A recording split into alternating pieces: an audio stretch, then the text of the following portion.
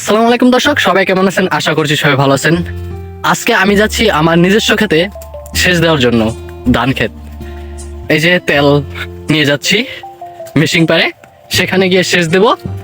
আর এরই মাঝে ভাবলাম যে আপনাদের জন্য একটা ভিডিও তৈরি করে নেই, আপনাদেরকে একটা গ্রামের পরিবেশের ভিডিও উপহার দিই। যারা শহরে থাকেন, যারা প্রবাসে থাকেন, তারা কিন্তু গ্রামের ফিলটা ওইরকম ভাবে পান না। কারণ আমরা যেখানে থাকি না কেন, আমরা যত টাকা ইনকাম করি না কেন, গ্রামের মধ্যে যে একটা প্রশান্তি আছে সেটা কিন্তু আমরা পাই না। মানুষ বলে যে টাকা কামাইলে সুখ পাওয়া যায়। হ্যাঁ, সুখ পাওয়া যায়, কিন্তু গ্রামের প্রশান্তি যে আছে একটা, সেই জিনিসটা কিন্তু আমরা কেউই পাই না। তো তার জন্য কিন্তু আমি ভিডিওটা তৈরি করতে যাচ্ছি। এই হচ্ছে এলাকার পরিবেশ, এই হচ্ছে খোলামেলা আবহাওয়া। আর এখন এই যে আমার ক্ষেতে আমি পানি ছেড়ে দিছি, এই যে আমার ক্ষেতে পানি যাচ্ছে। এখান থেকে যতদূর চলে যাচ্ছে সবগুলো আমার ক্ষেত, আমাদের ক্ষেত। আমি আপনাদেরকে এখন দেখাবো। এই যে এখন আমাদের ক্ষেতে যাচ্ছি আর আপনাদেরকে দেখানোর চেষ্টা করছি। আরেকটা কথা হচ্ছে যে নিজের কাজ নিজে করতে যখন নিজের কাছে ছোট মনে হবে, তাহলে সে কাজে কোনো আত্মতৃপ্ত নেই। আর তার চেয়ে বড় কথা হচ্ছে, নিজের কাছে যদি ছোট মনে হয় নিজের কাজ করতে, তাহলে আমরা যত বড় ডিগ্রি অর্জন করি না কেন, যত বড়ই শিক্ষা অর্জন করি না কেন, তাহলে সেই শিক্ষার কোনো দাম নেই, সেই ডিগ্রির কোনো দাম নেই। কারণ আমিও ঢাকা থাকি, আমিও লেখাপড়া করি, আর বাড়িতে এসে যদি আমার বাবার কাছে একটু সহযোগিতা না করতে পারি, তাহলে সেই শিক্ষা গ্রহণ করে লাভ কি? যার কারণে আমি আমার এই ক্ষেতে আসছি এবং ক্ষেতটা দেখতেছি যে ধান কিরকম হচ্ছে। কারণ এই ধানের জন্যই কিন্তু আমরা খেতে পারি, আমরা বাঁচতে পারি। আর এই কৃষকদের যে মূল্য, সেটা কিন্তু আমরা অনেকেই দিতে জানি না। যে কৃষকের জন্য আমরা খেতে পারছি, যে কৃষকের জন্য আমরা মিলিয়নাররা চাল পাচ্ছি, ধান পাচ্ছি, ভাত পাচ্ছি, সেই কৃষকদের কিন্তু আমরা অনেকটাই মূল্যহীন ভাবে দেখে থাকি। কিন্তু এটা ঠিক না, তাদেরকে সঠিক মূল্যায়ন করা উচিত আমাদের। এই হচ্ছে আমাদের ক্ষেত। যাই হোক, অনেক কথাই বলে ফেললাম।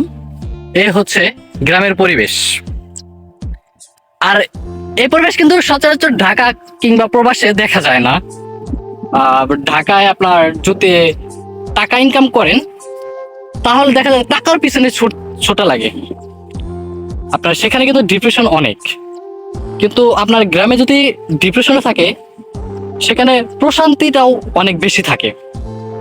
কারণ কথায় আছে যে আপনার প্রবাসে কিংবা ঢাকা থেকে বাড়িতে এসে যদি আপনি মা বাবার সাথে একটু বসে কথা বলেন বা মা বাবার কাছে থাকেন, তাহলে দেখবেন সেখানে প্রশান্তিটা কতটুকু বেশি।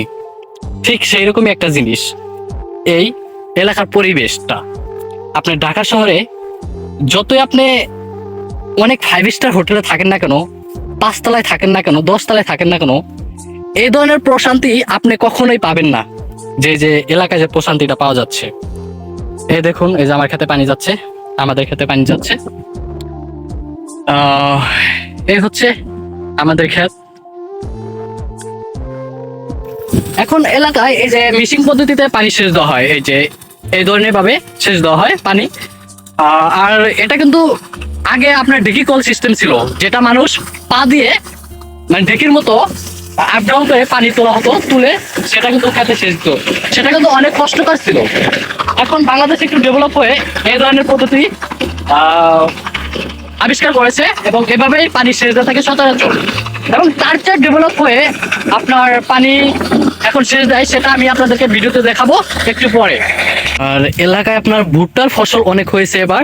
এই যে দেখেন ভুট্টা ক্ষেতগুলো, ভুট্টার মাথা কাইটা দিছে, কারণ দেখা যায় যে কিছু কিছু ভুট্টা এখনো সব মানে পাকে নাই, এখনো কিছুটা কাঁচা রয়েছে। যাতে আপনার যে রোদের খরায় যে রোদ আপনার উঠছে এলাকায়, যে পরিমাণ গরম, সেই গরমের তাপে যেন ওই ভুট্টাগুলা পেকে যায়, তার জন্য আপনার মাথাগুলা কেটে দেওয়া হয়েছে। এ দেখুন, যেদিকে তাকাই সেদিকে আপনার ভুট্টা।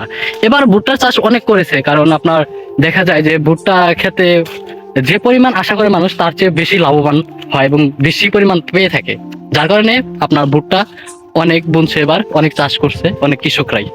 এই হচ্ছে বাংলাদেশের নজিরবিহীন মানে ডেভেলপ হওয়ার আরেকটা কাজ।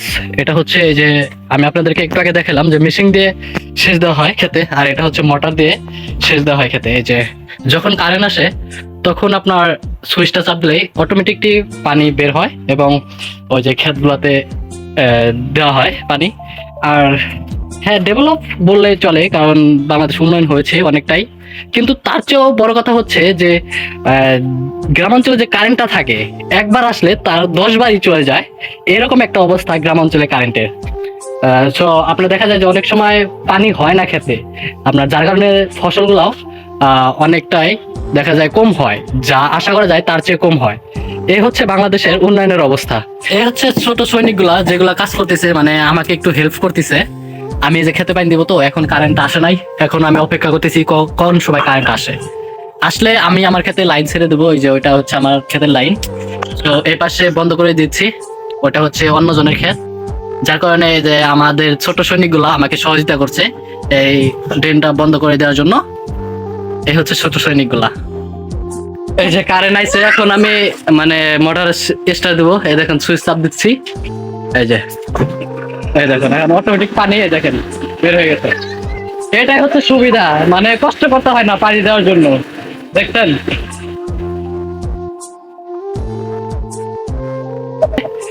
সবাই ভালো থাকবেন, সুস্থ থাকবেন, আর পরবর্তীতে ভিডিও আরো আসবে। আমার পেজটা ফলো দিয়ে সবাই পাশে থাকবেন আমার। সবাই ভালো থাকবেন, সুস্থ থাকবেন, আল্লাহ হাফেজ।